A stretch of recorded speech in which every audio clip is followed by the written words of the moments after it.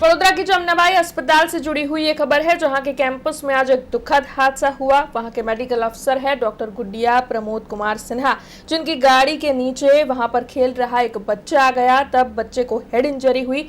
तब तुरंत ही डॉक्टर गुडिया जो है वो अपनी गाड़ी में बच्चे को बैठाकर एसएसजी अस्पताल इलाज के लिए ले गई। हालांकि वहां पर इलाज के दौरान बच्चे को मृत घोषित कर दिया गया है। बच्चे के शव को पोस्टमार्टम के लिए भेजा गया है, ऐसी प्राथमिक जानकारी इस वक्त सामने आई है।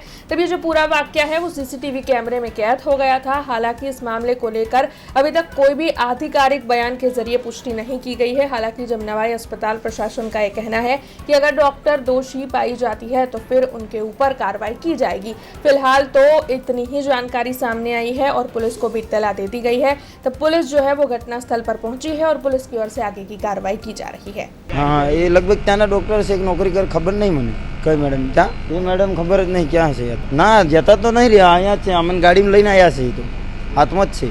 આજે અમારા જાન મુજબ સવારે ડૉક્ટર ગુડિયા પ્રમોદ કુમાર સિન્હા ડ્યુટી પર અહીં હોસ્પિટલ ખાતે આવી રહ્યા હતા ત્યારે એમની ગાડી અહીંયા એક બાળક કામ કરતું હતું, એ બહાર રમતું હતું તો એની ગાડી નીચે આવી ગયા અને થોડુંક હેડ ઇન્જરી જેવું થયું હતું। તો એના માટે તાત્કાલિક ડૉક્ટર ગુડિયા મેડમ એમની ગાડીમાં એસએસજી ખાતે લઈ ગયા છે એવી અમને જાણ મળેલ છે।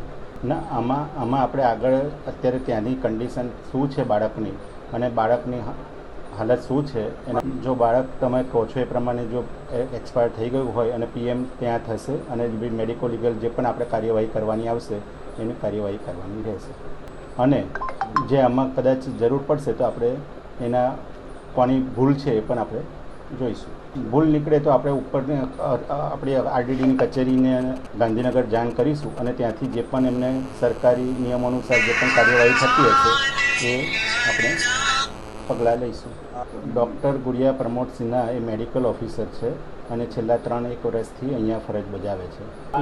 એ હજી અમારે એમની જોડે કોઈ કોન્ટેક્ટ થયો નથી। એ પોતે અત્યારે એસએસજીમાં ગયેલા છે એટલે અમારે એમના તરફથી કોઈ ઇનપુટ્સ મળ્યા નથી કે શું થયું હતું ને શું બનાવ છે। हमसे जुड़े रहने के लिए हमारे YouTube चैनल को सब्सक्राइब करें और नई वीडियो की नोटिफिकेशन के लिए बेल आइकॉन को दबाएं।